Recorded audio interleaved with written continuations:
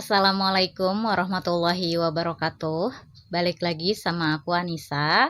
Di video kali ini Nisa mau share melanjutkan review buku yang berjudul 99 Cara Menjadikan Anak Anda Keranjingan Membaca. Pembahasan kali ini yaitu masalah TV dan komputer.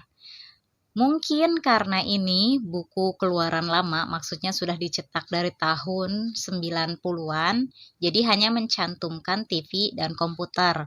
Sedangkan sekarang sudah ada handphone, laptop, dan sebagainya. Jadi kita tambahkan itu ya. 56. Jangan memiliki lebih dari satu televisi di rumah Anda.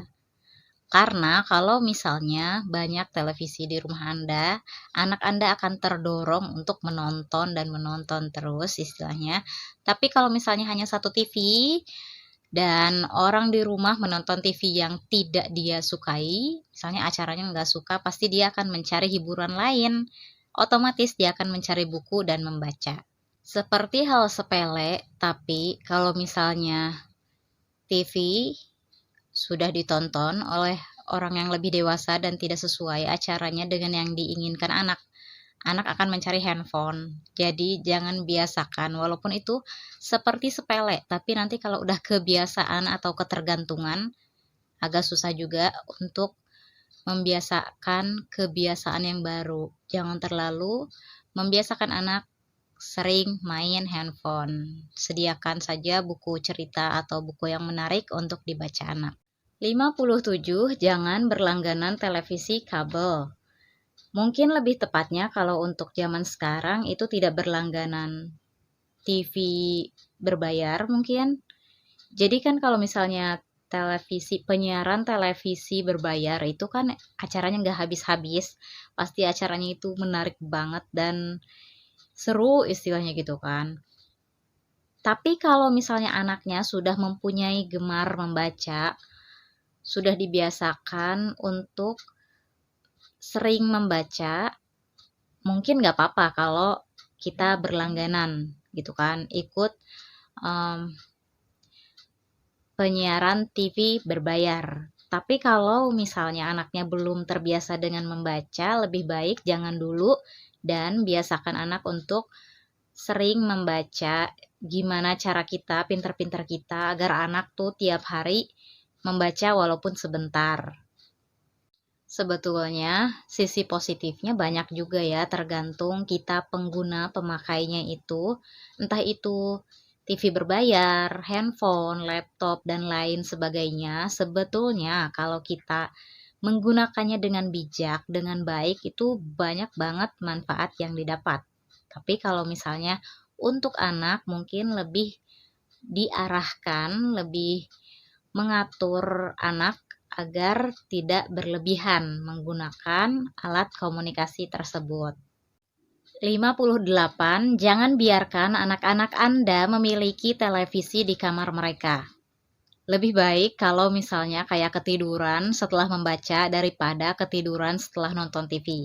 Penulis berpendapat bahwa kalau misalnya menyimpan televisi di kamar membuat anak menjadi seperti terisolasi, karena seringnya anak tuh kan masuk kamar, terus mereka nonton, dan hanya mereka dan Tuhan yang tahu mereka nonton apa.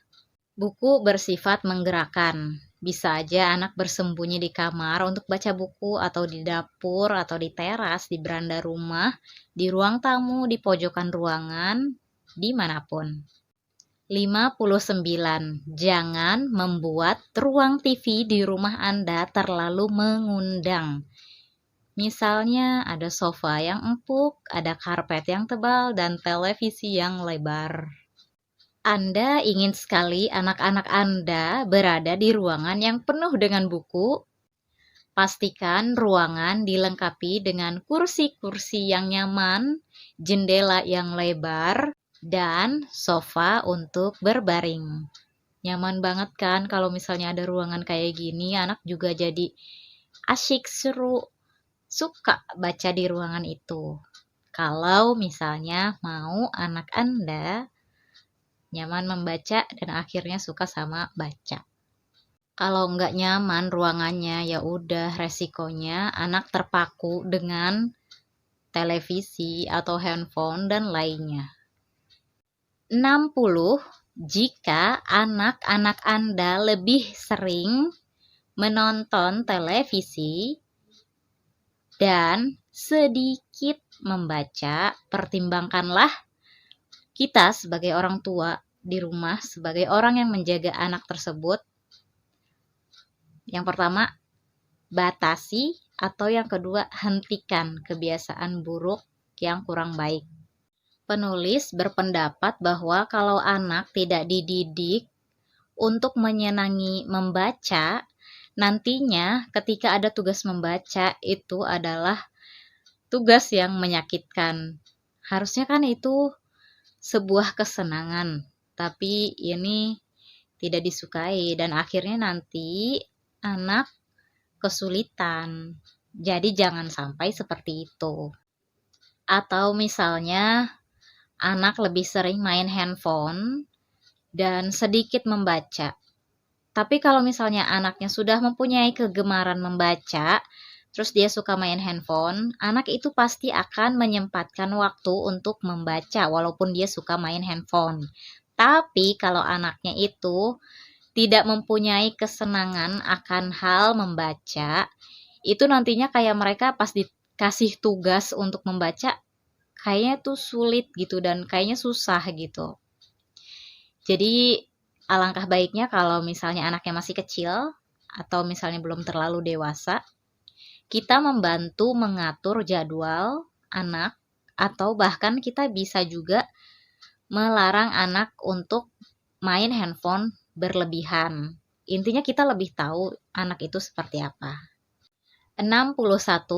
Jangan merasa bahwa Anda harus menyediakan komputer untuk anak-anak Anda. Jadi sang penulis di sini berpikiran bahwa kalau misalnya membaca itu lebih baik itu dari buku.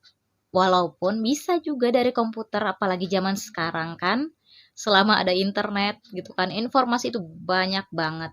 Kalau misalnya kita bijak menggunakannya, itu banyak manfaatnya. Tapi mungkin untuk anak, apalagi remaja, penulis tuh berpikir bahwa lebih banyaknya itu main game. Jadi nggak harus dan nggak wajib juga untuk menyediakan komputer. Kecuali kalau misalnya memang dibutuhkan dan digunakan untuk hal-hal yang bermanfaat kalau menurut Nisa. Bukan berarti komputer ini negatif banget ya, karena manfaatnya juga kan banyak. Seperti misalnya kita berkirim pesan via email atau misalnya kita belajar mengoperasikan keterampilan komputer dan lain sebagainya. 62. Kalau Anda melihat peluangnya, handphone, televisi, komputer, laptop, dan alat komunikasi lainnya dapat membantu anak-anak Anda menjadi lebih berpengetahuan. Ada situs pendidikan yang menarik, toko buku, ada juga buku ataupun game dengan gambar yang menarik yang memotivasi anak Anda untuk membaca. Sang penulis berpendapat kalau misalnya anaknya sudah gemar membaca, nggak terlalu khawatir kalau misalnya anak memainkan komputer, handphone, dan lain sebagainya. Tapi kalau anak Anda jarang banget membaca, penulis berpikiran bahwa lebih baik menyediakan buku yang banyak dan mengurangi anak menggunakan komputer, laptop, TV, dan sebagainya.